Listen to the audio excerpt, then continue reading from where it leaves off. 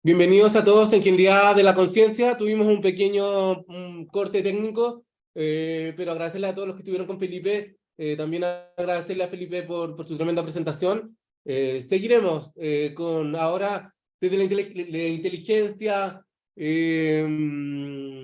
¿cómo decirlo?, artificial a la inteligencia espiritual. Muchas gracias por seguirnos y estamos esperando a Silvio y a Janet, que van a tener una interesante conversación sobre las etapas y los ciclos de vida de las personas y su espíritu. Bien, hola a todos. Ha sido una tarde maratónica. Hemos tenido un webinar con Felipe Sala, muy intenso en cuanto a lo que es inteligencia artificial, y tuvimos que esperar ahí justo el corte para iniciar este webinar, que es como del otro extremo, ¿no? Que es de la ingeniería de la conciencia. Podríamos un poco hablar de inteligencia espiritual, que es lo que nos ha venido uniendo a todos nosotros. Estamos esperando que se incorpore, ahí lo está resolviendo Tomás, y viendo cómo se incorpora con nosotros, que haríamos la sesión de hoy día junto a Silvio, que algunos de ustedes yo creo que lo conocen porque siempre ha estado en nuestro equipo de Ingeniería de la Conciencia, pero quiero esperar un ratito que él pueda llegar. Así que démonos unos minutitos, yo le voy dando la bienvenida a los de siempre, que aquí veo, bueno, Abner ha corrido de un grupo a otro, bien, Abner, que alcanzaste a llegar por acá también, Alejandro, Ana María, Andrea, bueno, ya tenemos como 30 personas, no los voy a saludar a todos, pero estoy viendo los nombres, algunos que los conozco más, ¿no es cierto? Claudio Toledo está también por acá, siempre nos está siguiendo, Flavia, Ignacio Cruz, me encanta mi amigo querido que siempre esté ahí tras bambalinas siguiendo estas cosas. No sé si Ignacio estuviste en el de la ingeniería artificial, que los que estuvieron ahí pues, van a poder comentar quizá un poco de eso. Loreto, Campos, María Gaña, son siempre muy permanentes acá. Jocelyn, qué rico, Rocío, qué bueno que está aquí también. Pucha, si hay alguno que no saludo, por favor, no se sienta, pero estoy como recordando los nombres más cercanos. Mi querido partner Víctor Hugo Badilla, que también estuvo en el otro lado de, de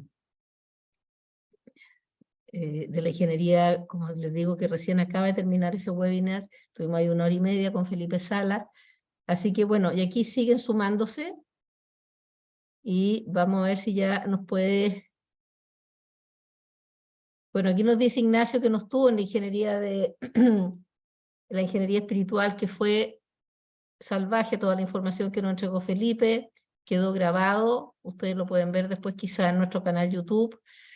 Fue como un viaje, realmente Felipe Sala es... y yo así fue que lo conocí, fundador de la inteligencia artificial a nivel latinoamericano. Hizo esto hace muchos años atrás, cuando eran pocos los que hablaban de estos temas. A mí me pareció interesante conocerlo, yo leí un pequeño aviso, algo que salió en la prensa, en el Mercurio parece, y de ahí lo busqué, que es un hombre que tiene una experiencia en eso, bueno, es un gran emprendedor, que ha hecho emprendimientos muy notables, es socio también de otras compañías, pero está siempre dando vuelta por el mundo, viaja no sé cuántas veces, y trayéndonos aquí a nosotros, a este pequeño Chile, las cosas que están pasando, y la verdad que hoy día comentó alguna muy increíble, así que lo van a poder ver en algunos días más en nuestro canal YouTube. Silvio, aquí llegó Silvio, desde otra dimensión que vamos a hablar, no obstante Silvio, también, y que se lo voy a presentar un poquito porque yo sé que lo conocen, él ha estado siempre, yo creo todos estos últimos años, Silvio, ¿no es cierto?, en nuestro equipo de Ingeniería de la Conciencia, pero puede que algunos de los que están acá no te conocen. Y como yo estaba hablando del webinar que cerramos con Felipe Sala, de Ingeniería Artificial, Silvio, lo bonito es la combinación que tiene. Él sabe mucho también de inteligencia artificial porque, bueno, Silvio es un ingeniero civil, industrial, que se dedicó, ¿no es cierto, Silvio?, a la computación, a las tecnologías. Fundó su empresa Nuwit, que es una empresa asesora, ¿no es cierto?, en todos estos procesos de desarrollo tecnológico, de soluciones, pero siempre con un sabor más de fondo, más de reflexión, ¿no es cierto?, y más espiritual. es director también de Dima Coffee, trabaja también como mentor en Haptech, en Caribú, pero lo que yo más quiero presentarles de él es lo que yo he ido conociendo a Silvio, y me cuenta que él desde siempre ha tenido preguntas muy existenciales y muy de fondo. La vida lo llevó al lado más duro, que pueden ser la ingeniería, la tecnología, la computación, pero eso no detuvo su búsqueda permanente por los temas que a nosotros aquí nos reúnen, ¿no es cierto?, de fondo, de espiritualidad. Es un lector y un estudioso de todo, porque él sabe astrología, sabe de todo, ¿ya? Y lo sabe a fondo, lo sabe con data y con conocimiento, no como yo, que creo saber muchas cosas, pero soy más intuitiva, soy más bruja. A mí la vida me va como leyendo muchas de estas cosas más a fondo. Entonces, Silvio, feliz de tenerte hoy día con nosotros. Vamos a hacer nosotros esta conversación hoy día con ustedes. Ignacio Merino, por distintas razones, hoy día no nos puede acompañar, pero hemos querido hacer una combinación. Pero antes que nada, Silvio, hola, saluda, ¿cómo llegas? Y cuenta un poco si quieres cuenta de ti, o cuenta un poco la idea que tienes para que nosotros construyamos este diálogo hoy día, y, y vayamos caminando en esta hora o máximo hora y media que vamos a tener ya tenemos 40 integrantes en esta conversación. Hola a todos, feliz de estar aquí y saludarlos, y feliz de compartir esto que para mí es tan importante, que es ingeniería de la conciencia. Como bien decía Janet, en mi lado más personal he estado prácticamente toda la vida tratando de contestar preguntas de por qué estoy aquí, qué tengo que hacer, cómo debo vivir, etc. Y eso me ha ido llevando, por supuesto, que hacia la conciencia, pero en mi lado más laboral, carrera profesional, es la ingeniería, digamos, la ingeniería de software en particular, que es el mundo tecnológico. Y hoy día lo que fuimos conversando y acordamos que podíamos compartir con todos es hablar de los ciclos de la vida asociados a los ciclos de la empleabilidad. En algún momento me di cuenta que la vida tenía ciclos, y que justamente yo hoy no soy el mismo que era en la adolescencia, no soy el mismo de los 20, no soy el mismo de los 30, no soy el mismo de los 40. Y uno va cambiando, tus intereses van cambiando, y la vida, tal como existe el viaje del héroe, ¿no es cierto?, que probablemente la mayoría conoce, que aparece mucho en las películas, ¿no es cierto?, en El Señor de los Anillos, Star Wars, etc. Arquetípicamente también hay ciclos, y cada uno de esos ciclos tiene su fin, tiene su motivo, pero también en paralelo está nuestro desarrollo de carrera, nuestra profesión, donde People and Partners sabe mucho, acompaña, conoce. Entonces yo les propuse que conversáramos por una parte, en un carril, los ciclos de la vida, y en paralelo los ciclos de la empleabilidad, el desarrollo de carrera y lo profesional, la vocación, ¿no es cierto? Entonces es un poquito la propuesta de hoy. Por supuesto que bienvenidas las preguntas, felices de compartir. Y voy a partir con una provocación. Espérame un poquito, Silvio, antes que parta, porque quiero celebrar un poco la sincronía, porque como te digo, venimos saliendo de esta charla de Felipe. Tú además sabes mucho de la inteligencia artificial, tú estás en el campo de esas cosas. Entonces, fue tan intenso lo de Felipe que, bueno, habían sobre 150 personas, y se fueron generando muchas preguntas que yo al final no alcancé ni siquiera a moderarlas porque me tuve que venir para acá. Pero claramente lo que nos provoca todo es como un poco abrumarnos, porque Felipe, con data muy sólida, iba mostrando cómo esto es de una velocidad increíble, ¿ya? Los avances como ChatGPT en 3 meses ha logrado, no sé, y son millones de cosas que vienen. Entonces lo que surge es dónde nos quedamos nosotros. Y sobre todo en lo que vamos a hablar hoy día, de la carrera, de la empleabilidad, dentro de todas las cosas que nos compartió Felipe, dijo algo que es de verdad, pero también es como bien radical, ¿ya? Y que yo sé que abruma, de que hoy en día nuestro aprendizaje también tiene que adquirir otras velocidades. Se supone que nosotros aprendemos y queremos tener dominio de ciertas cosas para también tener un espacio en la sociedad donde entregar ese conocimiento, que en el fondo eso es el trabajo, eso es la empleabilidad. Y él nos señaló que hoy día, por ejemplo, en base a estadística y estudios, no en base a una apreciación, que cada 3 años nosotros tenemos que tener como una suerte de reconversión de nuestras habilidades o competencias, casi como al 80%, y se supone que a los 7 años es una obsolescencia total de lo que teníamos antes.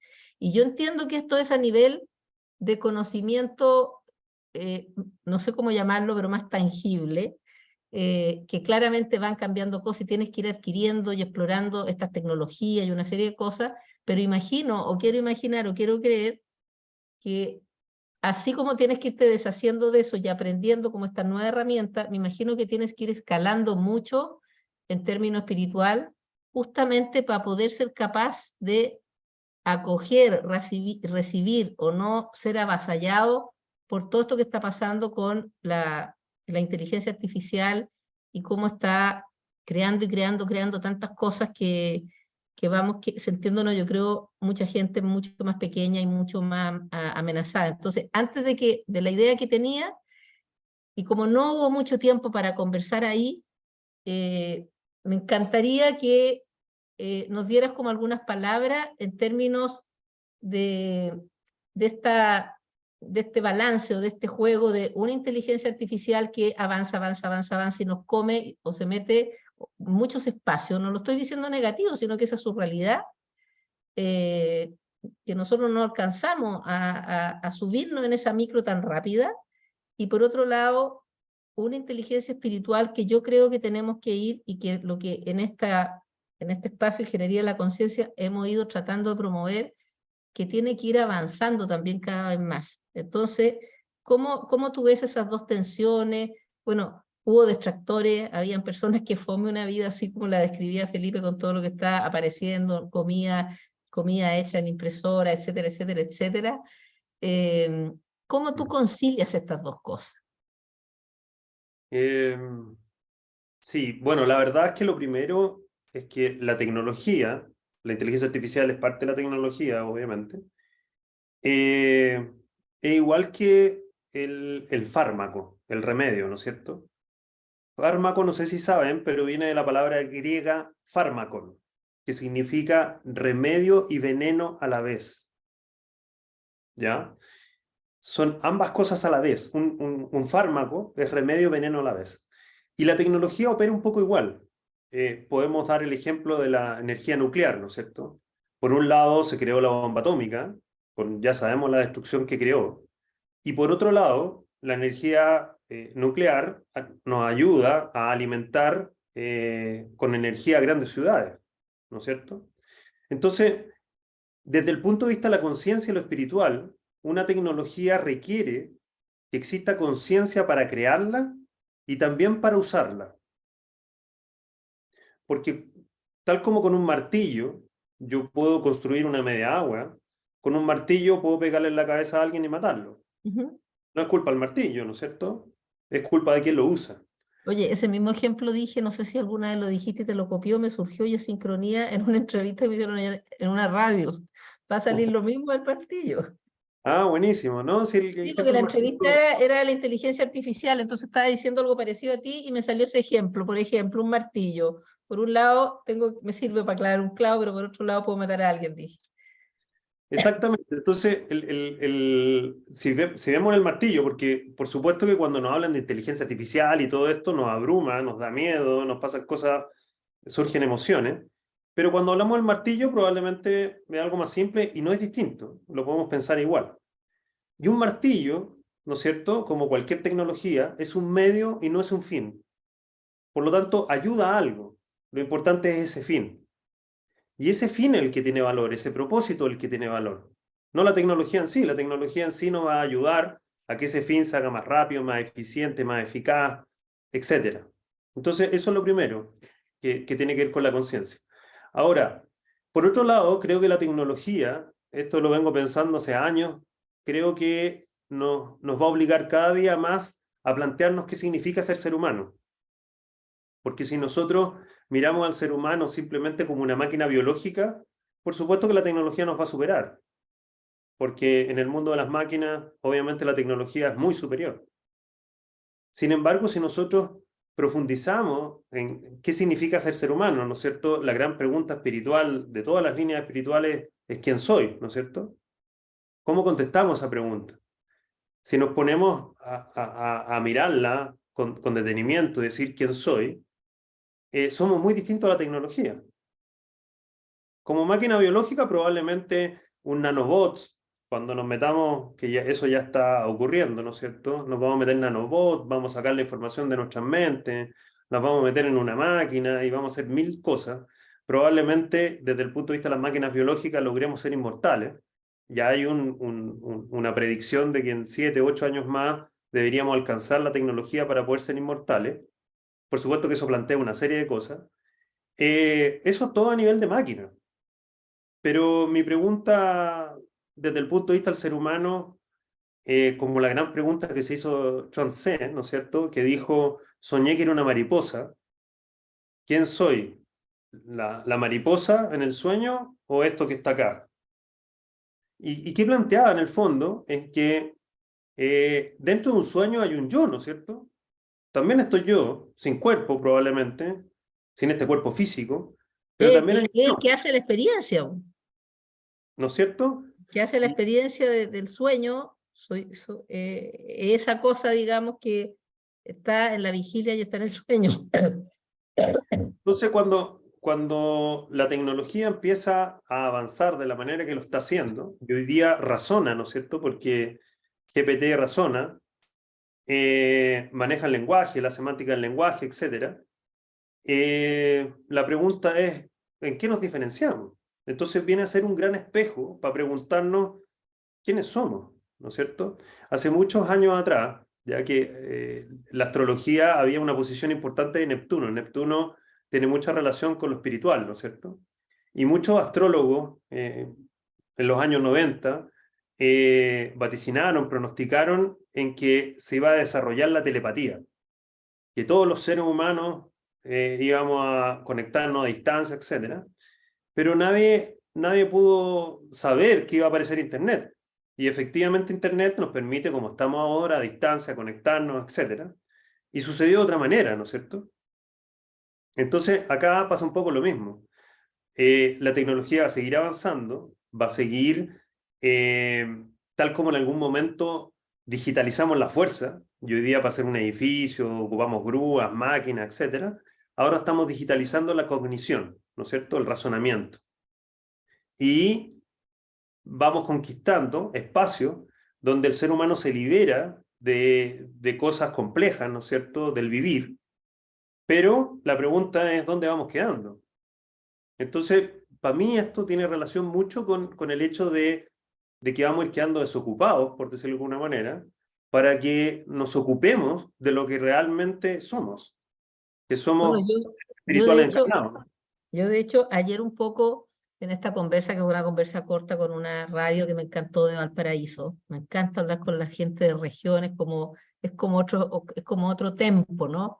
Gente como más tranquila, como más interesado en dialogar, en conversar. Y yo como que de repente sentí, y tiene mucho que ver con lo que tú decías, de que hay como una paradoja, porque nosotros como ser humano, independiente de la tecnología y de la inteligencia artificial y toda esa cosa, pero si hay algo que nos ha pasado desde hace mucho tiempo es que nos deshumanizamos, nos robotizamos en el sentido de ser personas que actúan, quieren actuar cada vez más rápido, más eficaces, más eficientes, perdiendo el sentido de que lo que estáis haciendo. Entonces, como que nosotros los humanos no, y muchas veces uno dice, oye, este es como un robot, ¿no?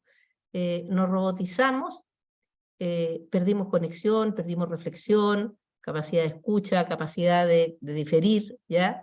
Y por otro lado viene esta inteligencia artificial que en el fondo parece que nos empuja a volver a nuestro origen. De hecho, hoy día a reencontrarnos con lo que realmente somos, porque nos perdimos de nosotros mismos, o sea, nos perdimos de la esencia del ser humano, no la practicamos, ¿ya? Lo que estamos practicando todo el día es un ser hacedor. hacedor y ojalá eficaz y eficiente. Y si no cumples esas cosas, como que el mundo no te quiere. Pero el grado de desconexión de las personas consigo mismo, con quién soy, qué necesito, cómo me apapacho, qué me está pasando, es brutal, ¿ya? Es brutal la desconexión o el poco despliegue de inteligencia emocional, y para qué decir lo que nos convoca hoy día, la inteligencia espiritual. Entonces es como una paradoja. Nos robotizamos y viene una supra fuerza que no tenemos cómo detenerla, que es todo este desarrollo tecnológico y estas máquinas, y que ya además salen robots con nuestra cara y son súper nice, y tienen emociones, y qué sé yo, no sé cuánto y no sé qué, y cuando uno habla con el chat GPT, él es súper nice y te pide disculpas, y uno cree que está hablando con una persona, o sea, uno como que y uno está hablando con una máquina, ¿ya? Pero uno como que imagina que es una persona, ¿ya? Y entonces todo esto nos empuja a tener forzosamente que encontrarnos con esta parte. Quería hacer ese punto porque tiene mucho que ver con lo que tú estás diciendo, que quizás el sentido de este avance tan loco de la tecnología es para que nosotros reaccionemos, ¿cachai? Y entendamos que tenemos un espacio que nadie va a ocupar. De hecho, hoy día, y aquí termino, en toda esta presentación que iba haciendo Felipe, que iba mostrando todo lo que hay, alguien decía, oye, ya, ok, nos genera tiempo, pero ¿qué vamos a hacer? ¿Dónde queda el espacio nuestro? ¿Quiénes somos? ¿Para qué? ¿Ya? Te devuelvo la palabra. Y hay tanta cosa interesante eh, que no tiene que ver con máquinas. Hoy día vamos a hablar un poquito de ella. Lo primero que quería desafiarte, ganando un poquito. Voy a hacer una pequeña introducción desde el punto de vista jugando con este juego de los ciclos de la vida y los ciclos de la empleabilidad, el desarrollo de la carrera y la vocación, ¿no es cierto? Y lo primero, partir que cuando somos niños, ¿no es cierto? Siempre todos nos preguntan, ¿qué quieres ser cuando grande? ¿No es cierto? Y, y, Absolutamente. y nosotros como niños contestamos desde el sueño, desde algo muy genuino, ¿no es cierto? Quiero ser bombero, Yo quiero ser quería ser piloto. peluquera, azafata. Claro, y no nos preocupamos por el mercado laboral, no nos preocupamos porque hay que tener un presupuesto, por mantener una familia, sino que es muy genuino, es algo muy esencial, ¿no es cierto? Como el ser esencial, como dice siempre Ignacio. Y solo tenemos sueños, ¿no es cierto? Y tenemos esa certidumbre de que somos únicos, de que tenemos una misión muy especial en la vida, ¿no es cierto? Y que muchas veces difiere de lo que nuestros padres quieren de nosotros o de los sueños de ellos, ¿no es cierto? Pero siendo niños, somos todavía capaces de oír esa voz del alma, esa voz genuina, ¿no es cierto? Sin embargo, cuando empezamos a crecer y nos empezamos a ser mayores, ya el mundo no nos dice qué quieres ser cuando grande, sino que nos dicen, tienes que pensar Lo, qué vas a lo hacer, que qué vas a tienes que estudiar, ser. ¿no es cierto? En qué vaya a trabajar, cómo te vaya a ganar la vida. Con estos conceptos de la vida es una lucha, del salir adelante y de todos esos conceptos que tenemos muy arraigados, ¿no es cierto? Y como que los sueños, ese sueño, eso genuino de la vida se olvida, ¿no es cierto? Y como que nos enfrentamos a una realidad y aún pensar en un sobrevivir en un mundo que sin duda tiene una connotación negativa, ¿no es cierto? Que es como adverso, que es como malo o complejo, ¿no es cierto? Y esa sensación interior de ser especiales, distintos, como que se desvanece, como que desaparece, y empezamos a mirar las tasas de empleo, empezamos a mirar la competencia, la economía, el IMASEC, etc. Y todo eso es como que cambia a decir, necesito un trabajo, lo que sea, porque necesito generar, necesito mantener, necesito resolver, etc. Y empezamos a perder la confianza en nuestros sueños, en nuestras aspiraciones más profundas, en esa conexión interior, ¿no es cierto?, que antes nos motivaba tanto como niños, y nos olvidamos nuestro corazón y nos olvidamos de esa misión muy especial que sentíamos de niños, ¿no es cierto? Es muy Entonces, bonito, cuando termina, perdona, pero es muy bonito lo que estás diciendo, porque cuando se le pregunta a los niños chicos, digamos hasta 10 años o 6 años, la respuesta tiene que ver con experiencias como sensoriales, con algo muy puro o muy lúdico o muy sorprendente, con algo así muy, muy puro. Y después le va pasando todo esto que tú dices, que como que se desconecta de eso, ¿no? Sin duda.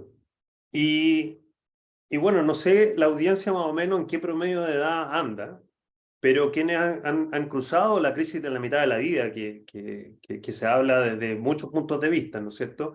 Que alrededor de los 42 años, eh, antes de eso, ¿no es cierto? Nosotros tenemos que decidir qué vamos a estudiar, en qué vamos a trabajar, probablemente tenemos uno o más trabajos.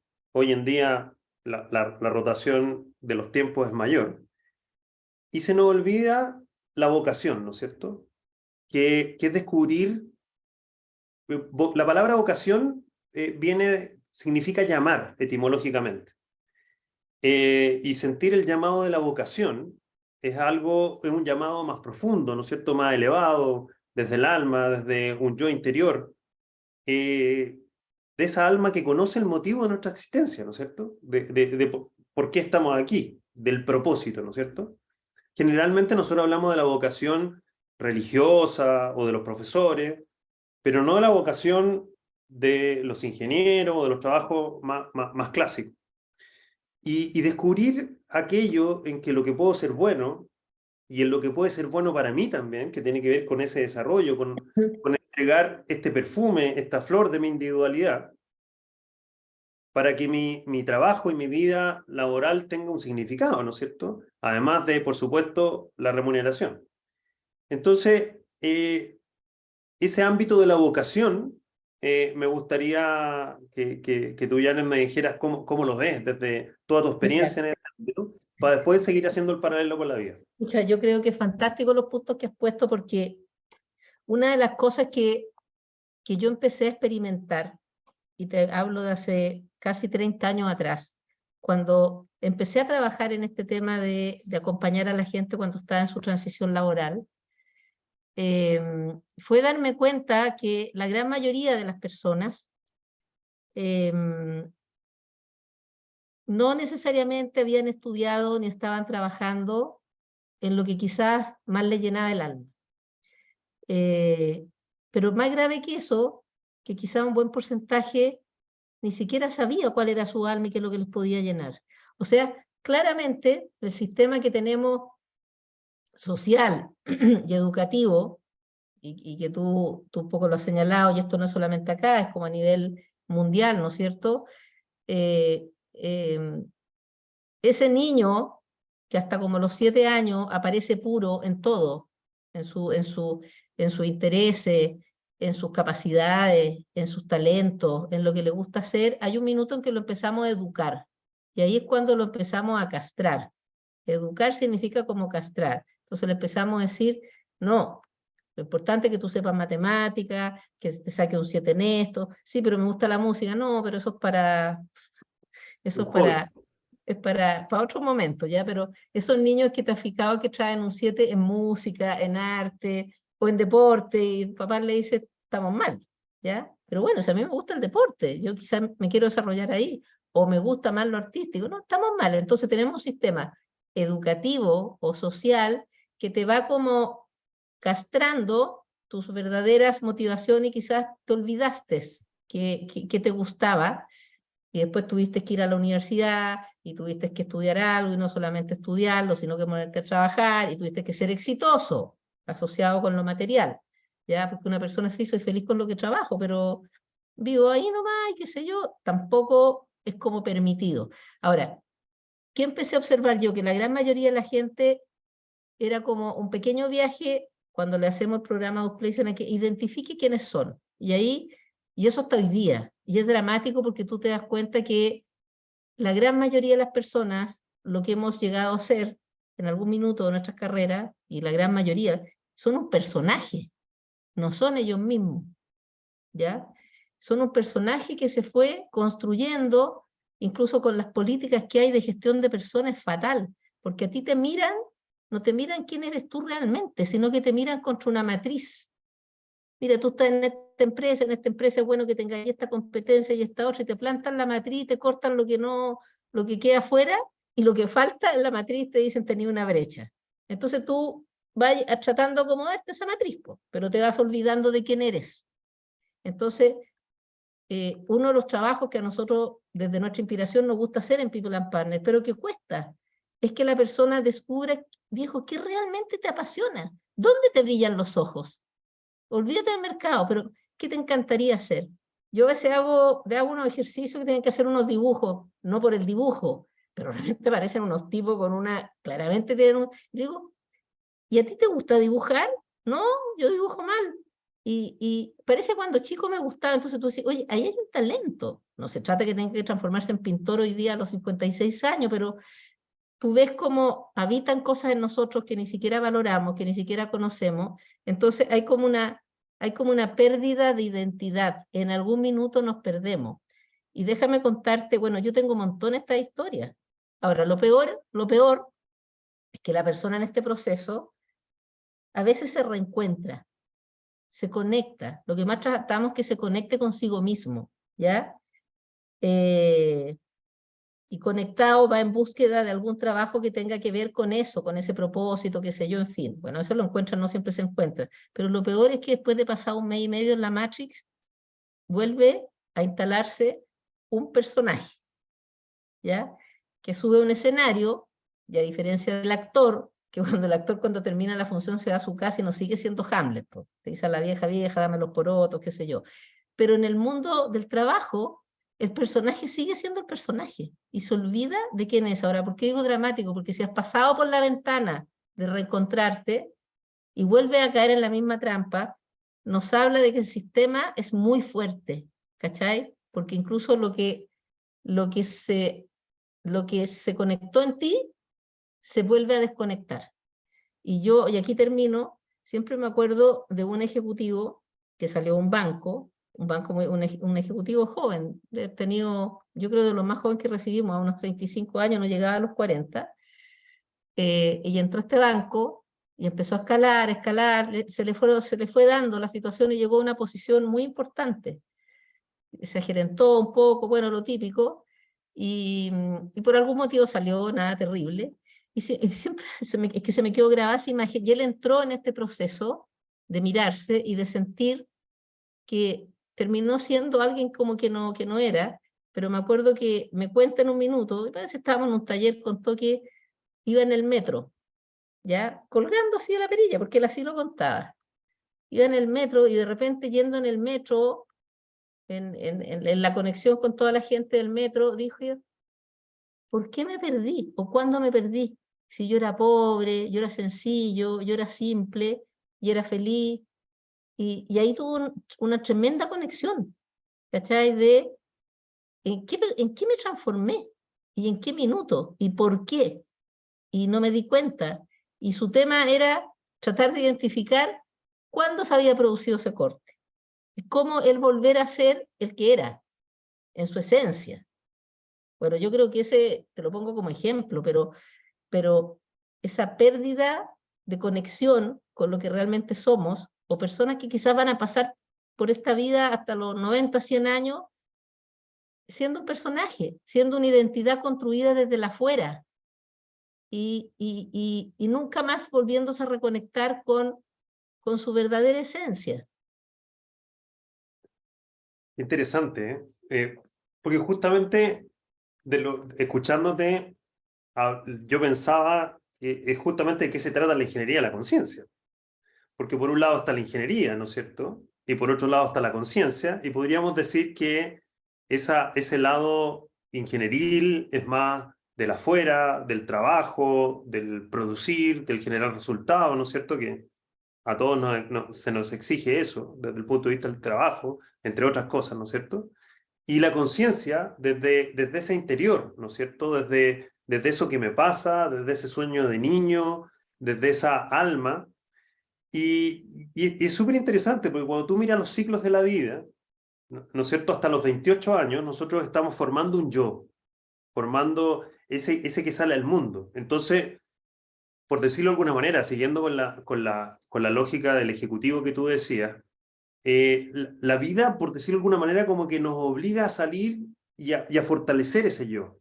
a crear ese yo que Jung también le llamaba el ego, que no es lo mismo que lo que habla Oriente del ego, sino que el ego como un centro de la conciencia, ¿no es cierto? Como un yo. Y ese yo tiene que ser fuerte. Entonces, nosotros nacemos, ¿no es cierto?, en los primeros septenios, alrededor de los 7 años, por primera vez nos separamos físicamente de la familia, y este yo va a enfrentarse al mundo, va al colegio, conoce a otra gente, etc. Entonces hay una separación física. Alrededor de los 14, en el segundo septenio, este yo empieza a tener una transformación emocional sexual, ¿no es cierto? Por primera vez, el niñito, la niñita, entrando a la adolescencia, le gusta un otro, ¿no es cierto? Ya no es como eso de niño, sino que algo No, pues se distinto. produce como la separación de la familia, por así decir. Emocionalmente, porque la física fue alrededor de los 7, emocionalmente e Claro. intelectualmente a los 21. Es cuando a los 21 años empezamos a decir, no, yo no estoy de acuerdo con esto, yo creo esto otro, etc. ¿Ya?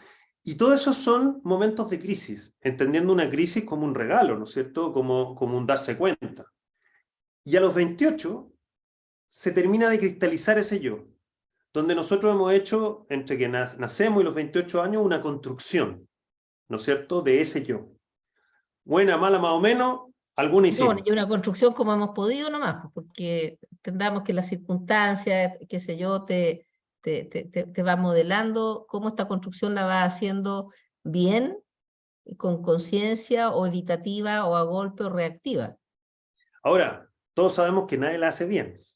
Todos Sí, nos claro. quedamos con algo de ese nacimiento, con algo de esa separación física, de esa emocional sexual, de esa separación de nuestro pensamiento propio.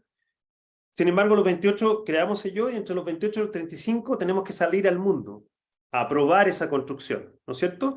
Y es un juego de ir a probarse, hay un atrevimiento, hay una fuerza, hay algo muy claro en todos nosotros. Sin embargo, en la crisis de la mitad de la vida, a los 42, donde ya ese yo está constituido, tenemos, como tú bien decías, un personaje, y ese personaje viene desde la personalidad, ¿no es cierto? Ese yo está muy fundado en la personalidad, y no olvidemos que persona significa máscara, ¿no es cierto? Que viene del teatro griego, donde se ocupaban máscaras. Entonces, es nuestra máscara en el mundo, ¿no es cierto? Por eso tiene que ser sólida, porque tiene que funcionar en el mundo. Pero a los 42, en la crisis de la mitad de la vida, alrededor de los 42, viene la vida misma y te desarma todo eso. El ¿Y por qué? Saturnazo. Exactamente. Y te pega con todo. ¿Para qué? Para mostrarte que la vida va más allá. Podríamos decir que hasta ahí podríamos competir con la inteligencia artificial.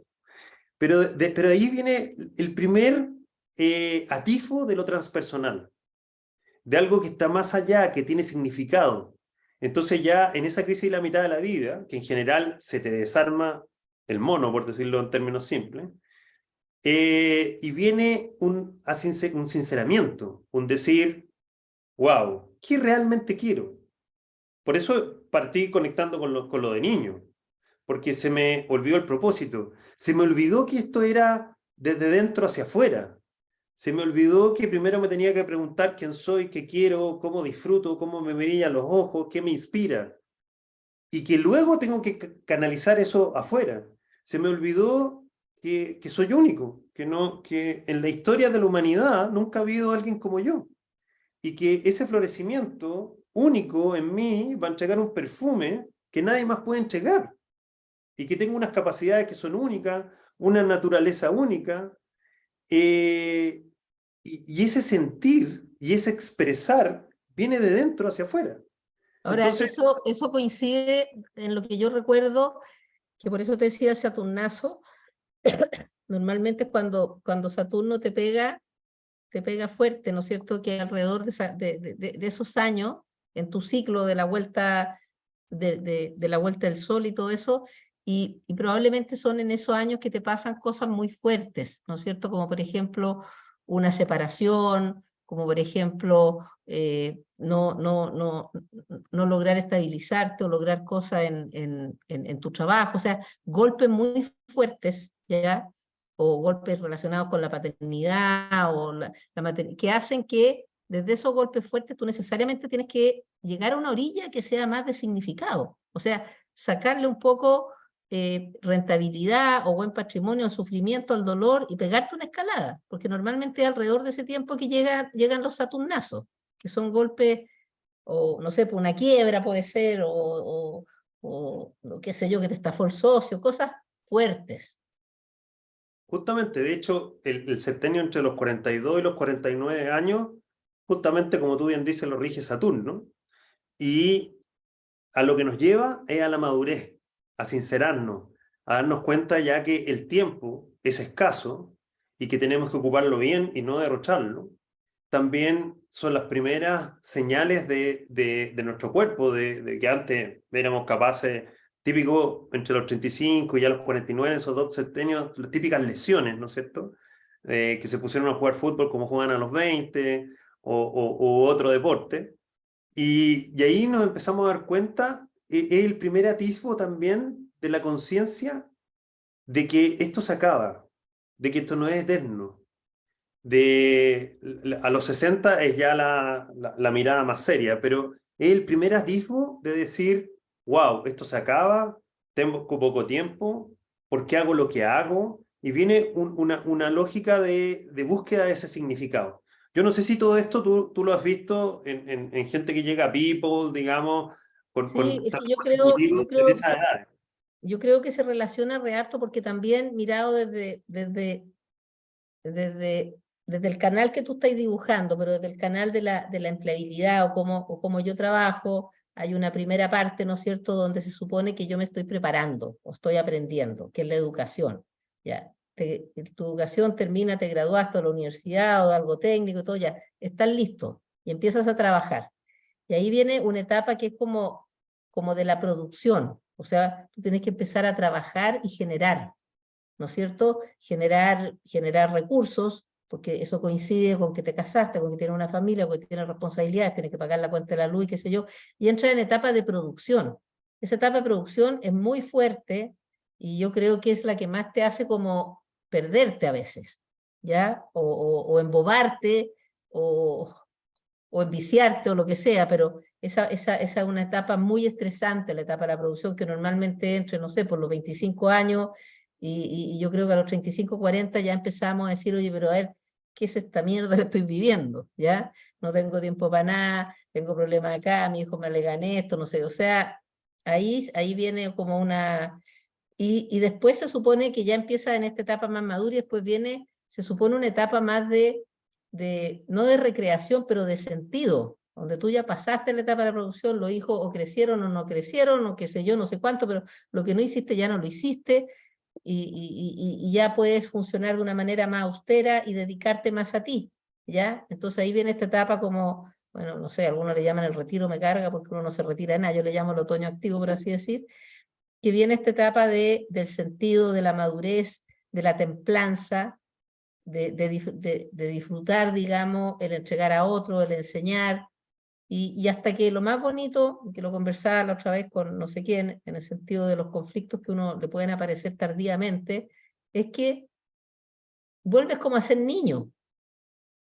Y por eso también los adultos mayores, los más ancianitos, se llevan muy bien con los niños y te surgen otra vez las necesidades de niños, las vulnerabilidades de niños, la dependencia, es como un ciclo que se cierra, ¿no es cierto? Pero es muy coincidente. Ahora, si uno lo ve en el trabajo, sí, pues, es muy distinto acompañar a alguien que está en transición laboral, que tiene 24 años, que no se ha casado, que incluso vive en la casa de sus padres todavía, que está ganando cosas que uno ganó, parece, como después de 20 años, a acompañar a alguien que está en la plena etapa de la producción y con mucha demanda, a alguien que siente que ya hizo su carrera, esta carrera como de mucha demanda, por así decir, y que quiere buscar otra cosa, y te lo dice claramente, oye, yo quiero buscar un trabajo con propósito, con sentido, todos te hablan de eso pasaditos los 50. Entonces coincide absolutamente con este ciclo de la vida que tú estás planteando, absolutamente. Sí, de hecho, lo que tú dices, justamente la etapa a los 42 antes de los 42 venimos en un ciclo de Júpiter, de expansión, de conquista, etcétera, y justo a los 42 pasamos un ciclo de Saturno que viene de responsabilidad, de madurez, y es como una revelación del alma, que cuando uno se pregunta qué significa todo esto, es como la conciencia de que hay otra vida en nuestra vida.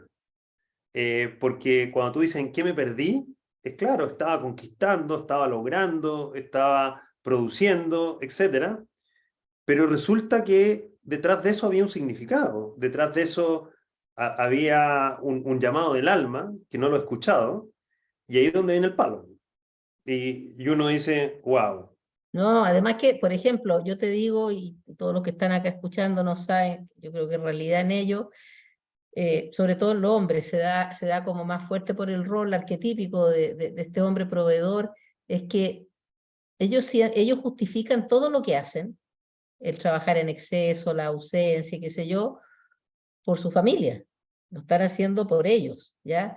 Pero la paradoja es que ni siquiera han escuchado a la familia, porque cuando entran en transición son los hijos, o a veces la señora dice, oye, yo no estoy ni ahí con que sigamos en este nivel de funcionamiento, vendamos la casa, vámonos a otro barrio, vivamos más simple. Los hijos pueden decir, estoy más contento que nunca ahora que estás sin trabajo, yo quiero más papá y menos plata quizás.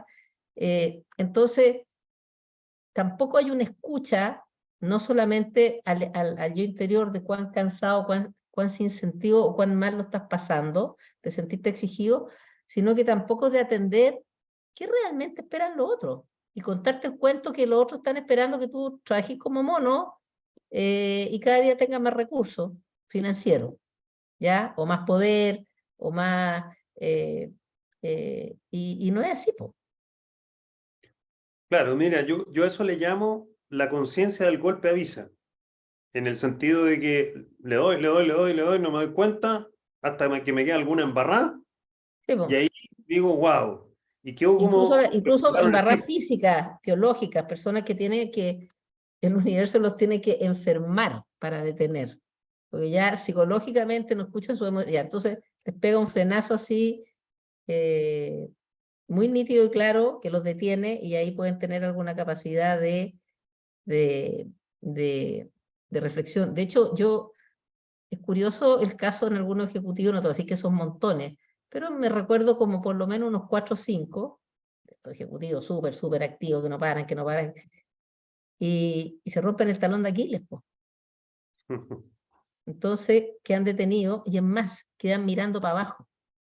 Para mí es muy simbólico, porque tú sabes que hay que tener una rehabilitación, que tú tienes que tenderte con unas camas especiales, que es como hacen los masajistas, a veces que te queda la cara para abajo y no puedes hacer nada. O sea, es como que te dejan sin ver. Entonces Ya. tiene mucho simbolismo. Y los tipos se vuelven locos. Imagínate que tienen que estar por lo menos 20 días, ya una vez que le hacen la operación y qué sé yo, en posición supina, creo que se llama, de guatita, ya, absolutamente asistidos, porque ¿qué puedes hacer tú así? No puedes, y después de varios días ya empiezan a moverse con muletas, con esto, con lo otro, pero en el fondo es como súper simbólico. ¿Cómo no escucharon su nivel de estar sobrepasado y los tuvieron que planchar? Y dejarlos sin ver. Cáchate lo que es estar mirando para abajo y que tú cachai que hay todo un acontecer y que no puedes actuar en ese acontecer, ni dirigirlo, ni nada, y que eres un ser dependiente.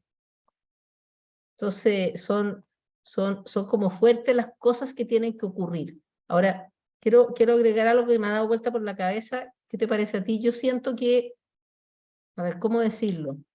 Yo siento que las personas tienen, bueno, tenemos conciencia, pero tenemos momentos como luminosos de mayor conciencia, pero yo encuentro que la conciencia normalmente está amenazada o apagada desde fuera. Es como que la persona empieza a abrirse y a tomar conciencia y es como que el mundo que rodea te pone en off.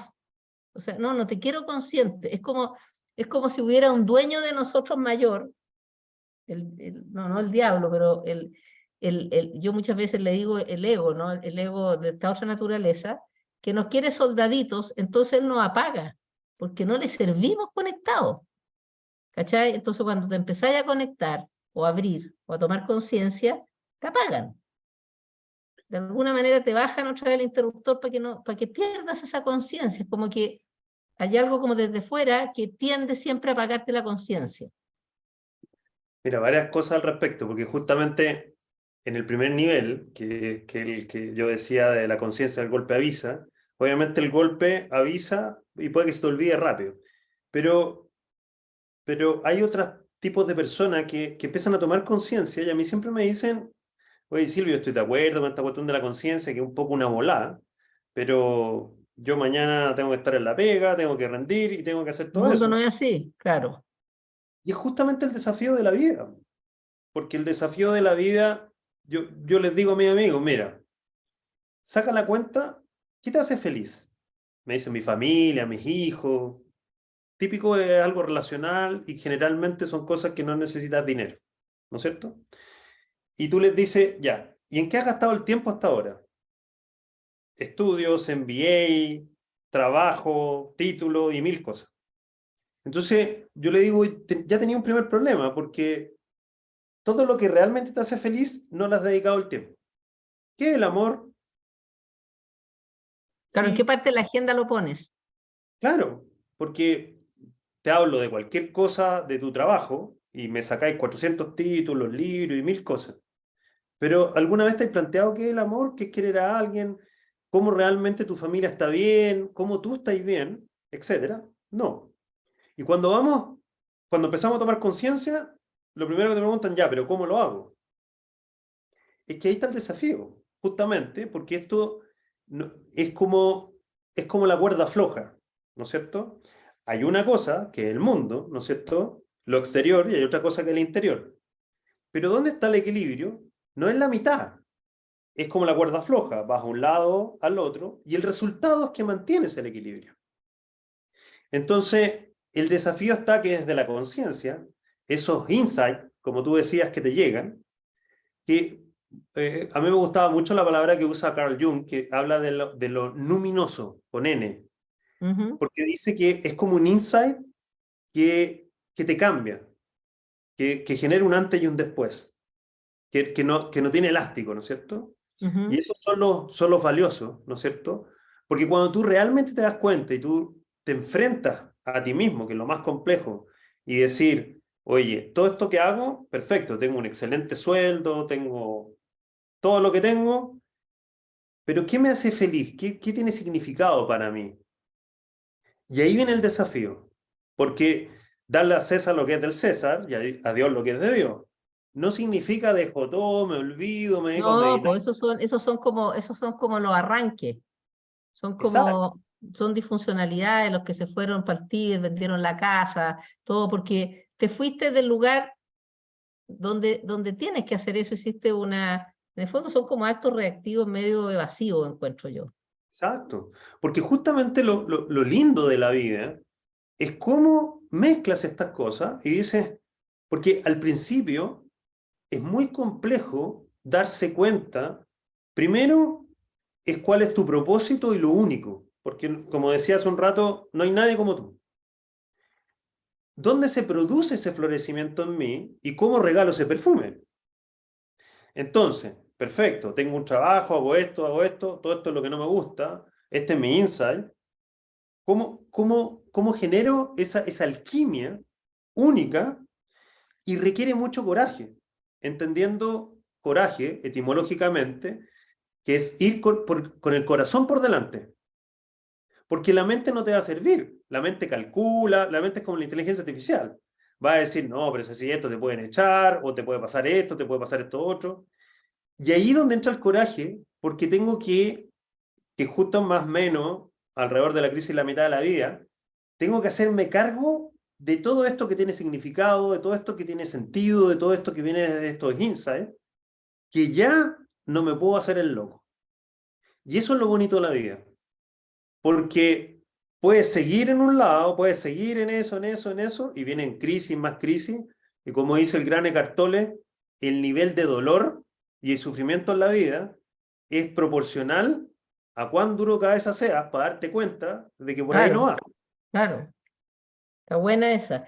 No, yo creo que coincido contigo y esto es un ejercicio para todos, ¿no es cierto? Que que si a uno le preguntan, como tú decías, oye, ¿cuáles son las cosas importantes en tu vida? Tú vas a mencionar tu familia, tus amigos, tu salud, ¿ya? Como cosas fundamentales en tu vida. Entonces, miremos tu agenda, po. Porque al final lo que no está en la agenda o lo que no haces dentro de este tiempo limitado que tienes de ejercicio en vigilia, no existe. Entonces miremos tu agenda. A ver, ¿cuánto en tu agenda está de verdad el espacio para la familia? Pero de verdad. A ver, ¿cuánto te preocupa de tener sistemáticamente una, no sé, una salida, una conversa, un compartir o lo que sea con cada uno de tus hijos? Porque es distinto que los junté a todos, que son cosas más colectivas que... ¿Cuánto tiempo le dedicas en la semana a tu pareja? Pero a tu pareja, no a la conversación administrativa de lo que es ser pareja o llevar una familia, oye, ¿qué te pasó con esto? No, sino que, ¿cómo estás tú? ¿Cómo estoy yo? ¿Cuánto tiempo se dan como pareja?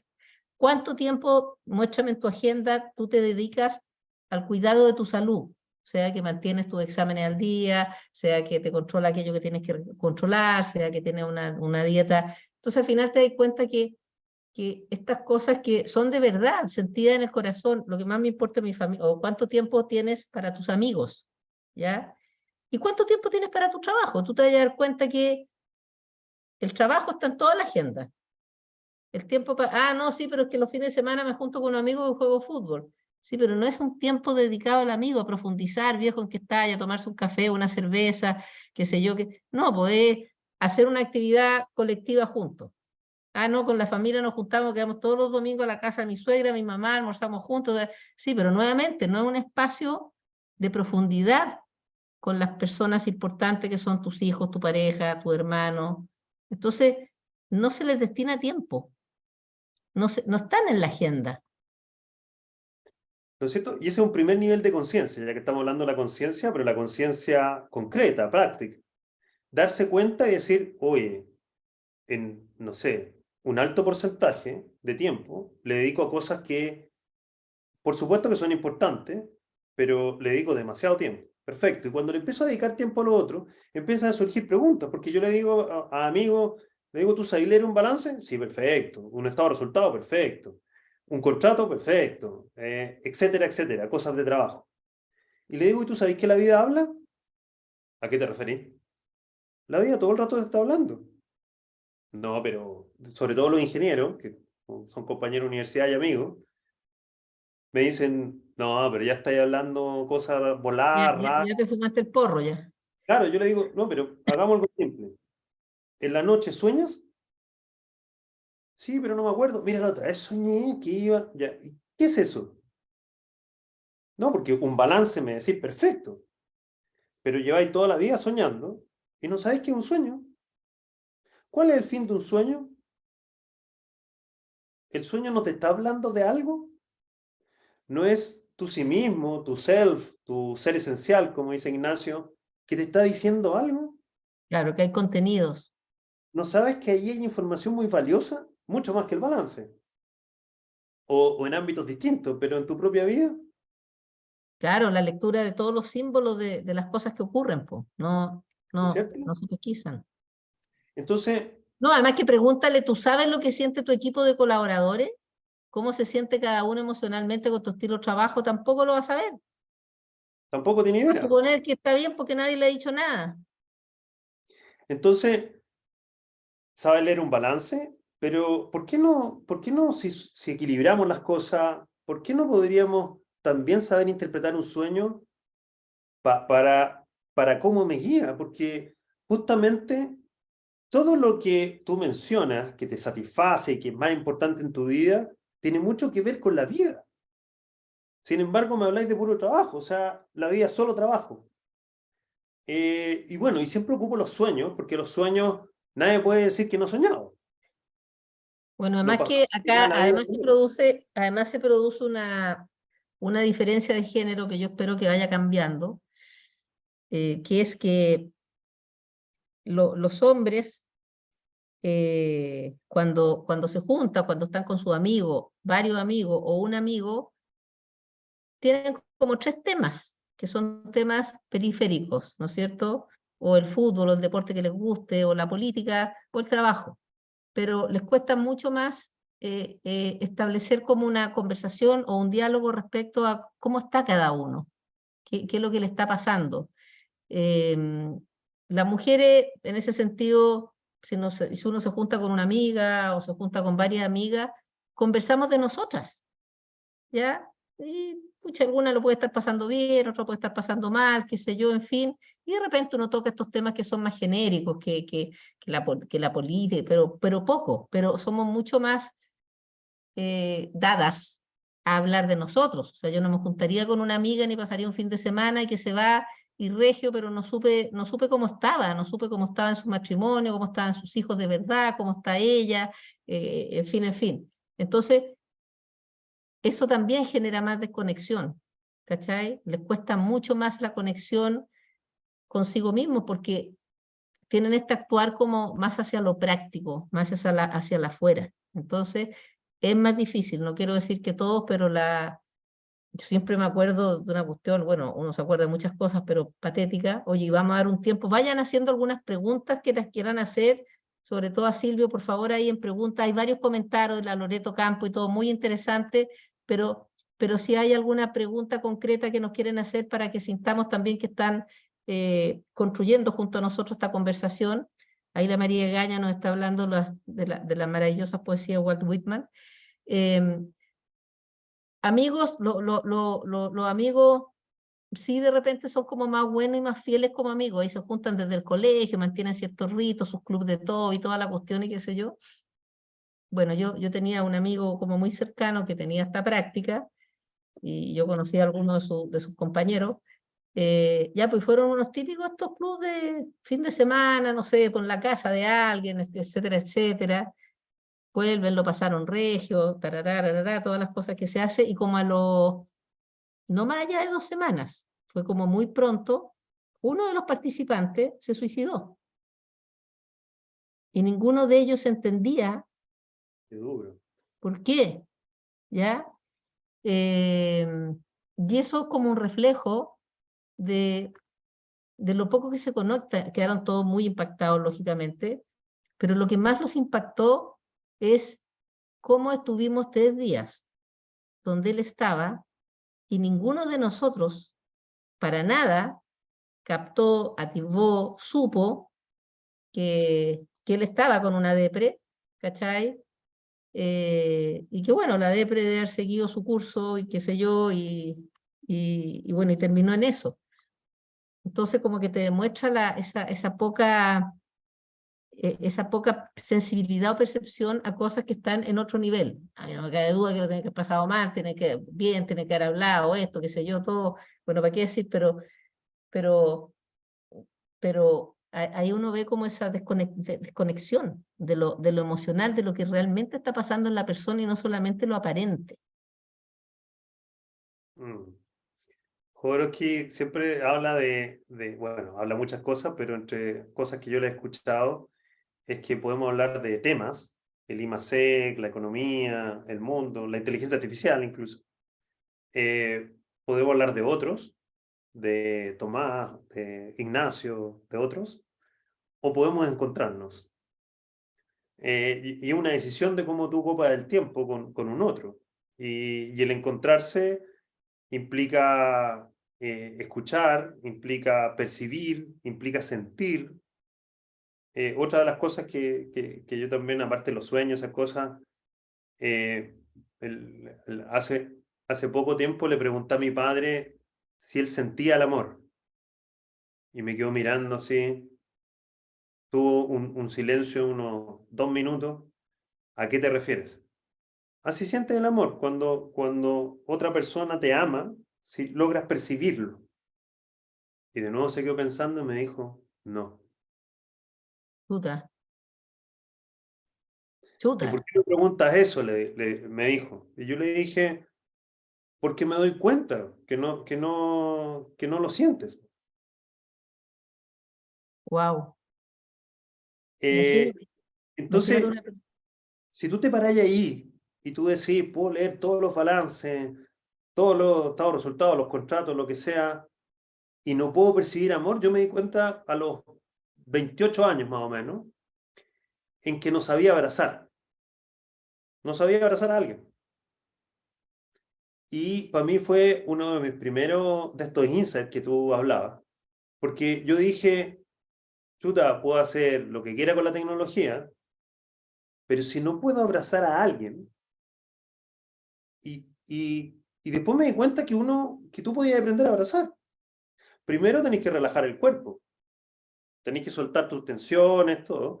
Segundo, te tenés que dar un tiempo, porque el abrazar a alguien implica un tiempo, no es que uno sea automático. Tenés que relajarte, tenés que sentir al otro, Sí, pues tenés que sentir el abrazo. tenés que sincronizar respiraciones, no desde un hacer, sino que se produce. Y es todo una cosa que para mí fue, me acordé ahora hablando de esto ¿Sabéis que porque... hay una terapia de abrazos?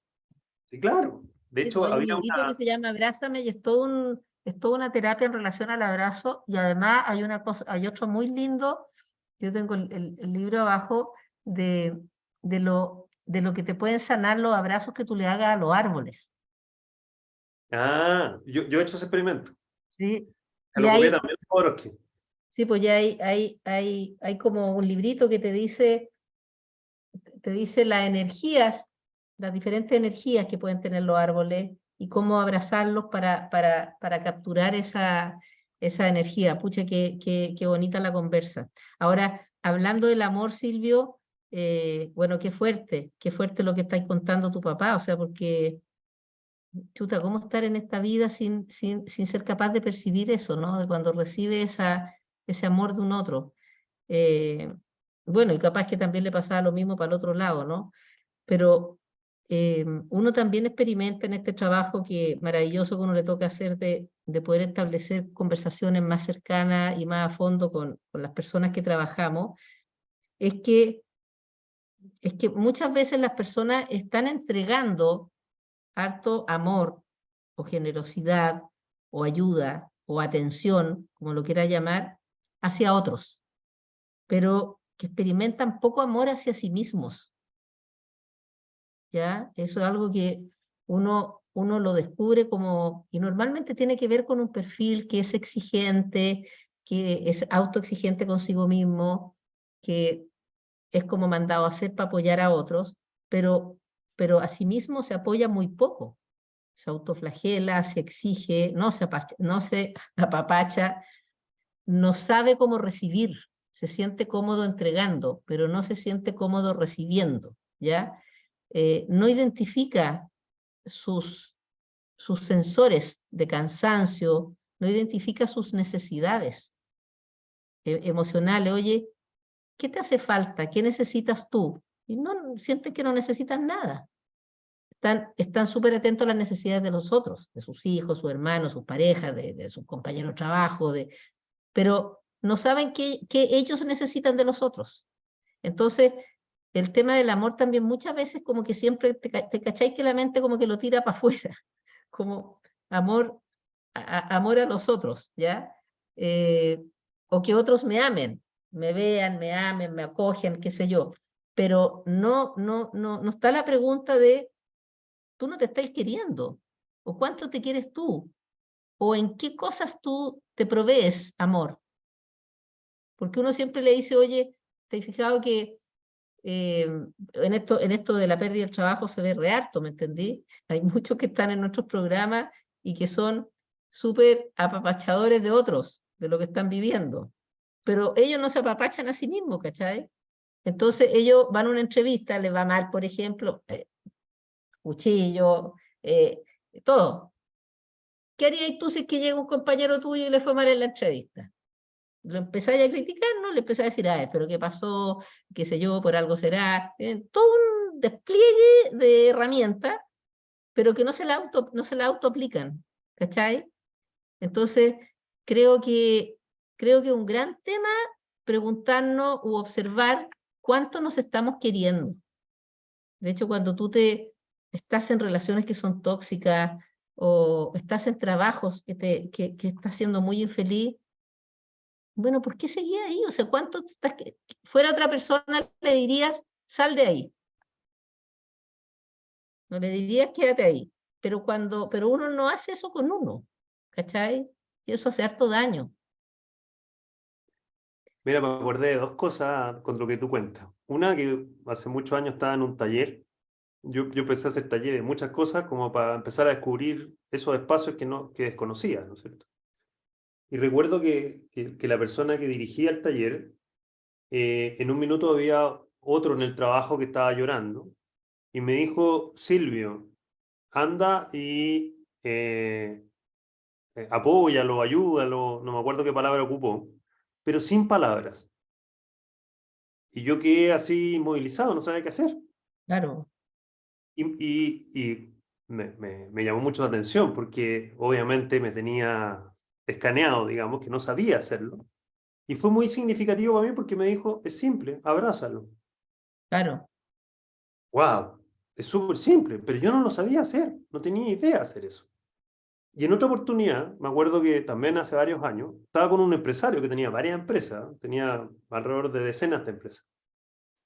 Y me di cuenta que me dice, no nos conocíamos tanto, pero estábamos trabajando en un proyecto obviamente tecnológico y eso, y me dice, ¿sabes qué?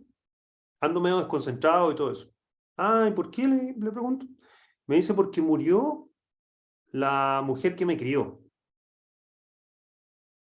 Ah, ¿y qué sientes? Nada, me dijo. No sientes nada, ¿no? ¿Y lloraste? Y es como que le hubiera preguntado una pregunta extraterrestre. Se quedó pensando y me dijo, no, ¿debería haber llorado? Y yo le dije, disculpa que te diga, pero eso me muestra que estás totalmente insensibilizado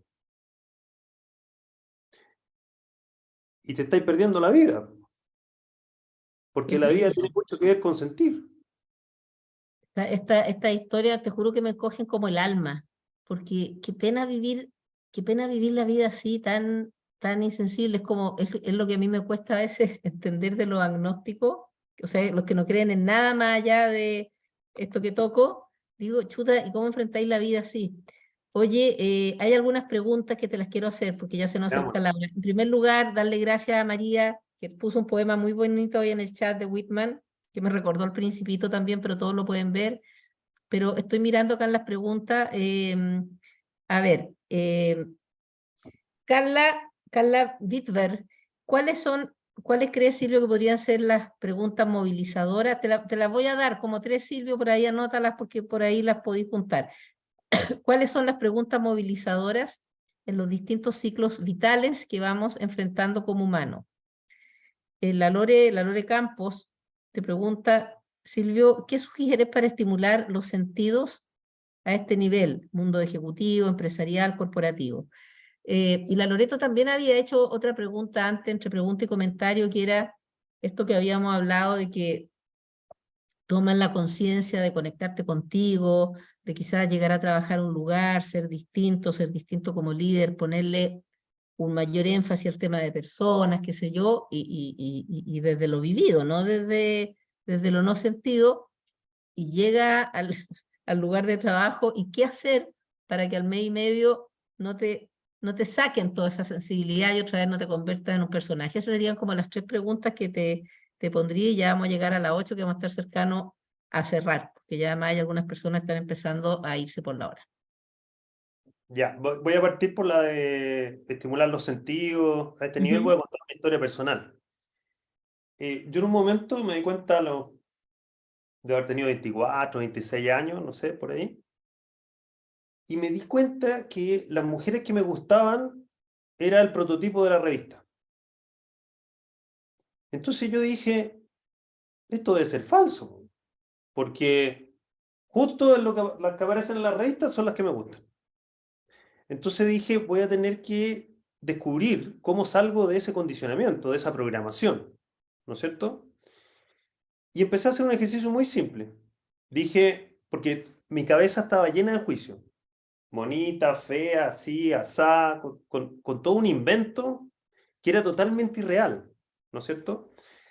eso sumado también a un montón de otras cosas que estaba haciendo en paralelo. Por ejemplo, me di cuenta en una constelación familiar que quien me representaba me describió como que estaba dentro de un bloque de cemento.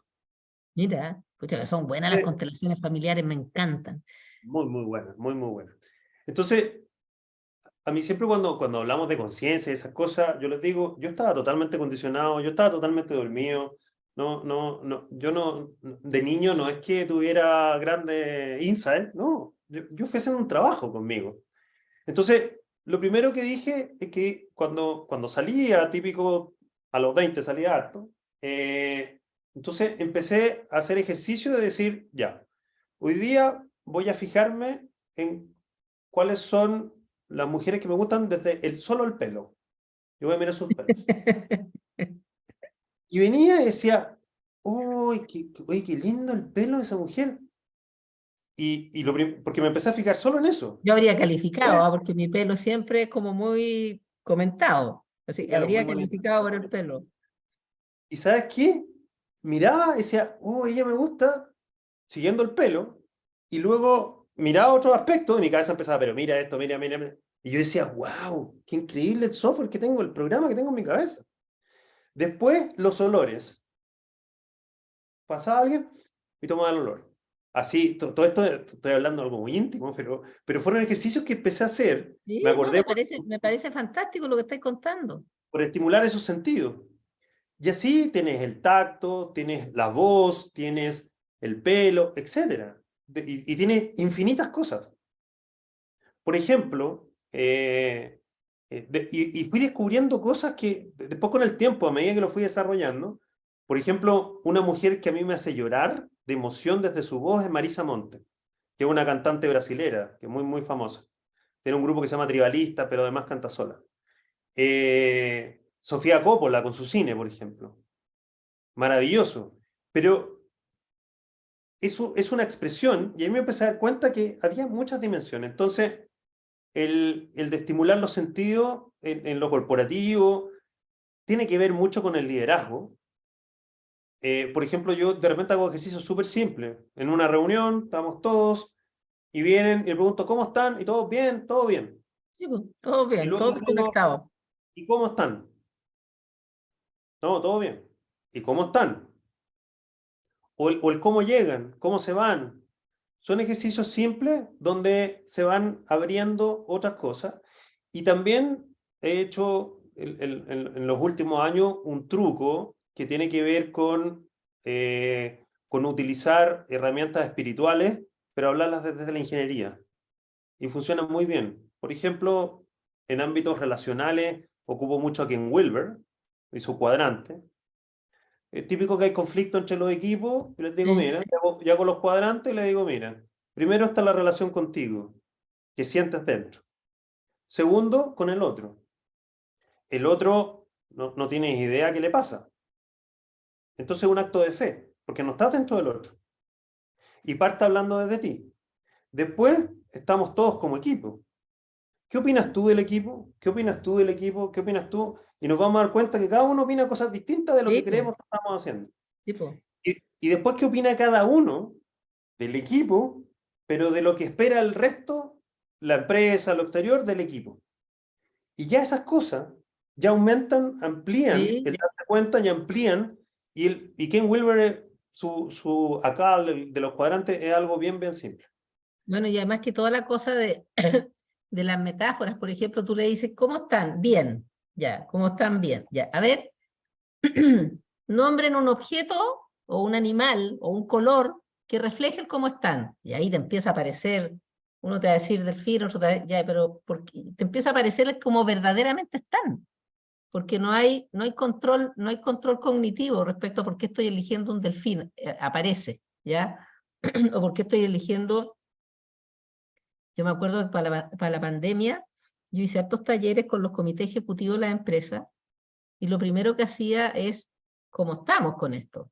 Y todos te empiezan a hacer como locuras. Si vamos al lenguaje oral, empiezan a hacer descripciones, empiezan a hacer descripciones, ¿ya? Entonces yo decía, bueno, vamos a conocer nuestro estado como están, porque van a elegir un objeto, un animal y no sé qué otra cosa les decía, que represente cómo ustedes han vivido esto.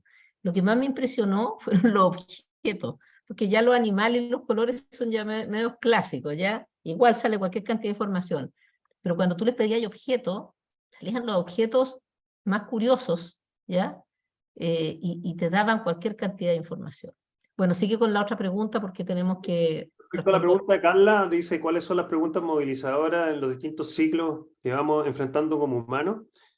Mira, voy a hacer una distinción. Entre los primeros 28 años de vida, si vemos los ciclos de 7, yo me preguntaría cómo nací. Es súper importante hablar con las madres. Primero, ¿qué le pasaba? Por ejemplo, mi madre tenía mucho miedo de que yo fuera mujer porque en esa época eran como... Las mujeres tenían la culpa de no tener un hijo hombre.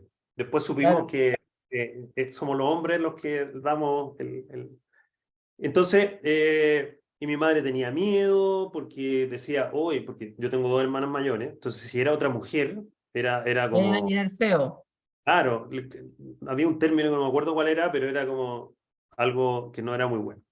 Entonces, ¿cómo naciste? ¿Fue cesárea? ¿No fue cesárea? ¿Hubo problema en el parto? ¿Qué pasó? Etcétera. Luego, alrededor de los 7 años, en esta separación física de la familia, la pregunta es si hubo alguna crisis en mí, si en el colegio me pasó algo, etcétera, cuando salí del ámbito físico.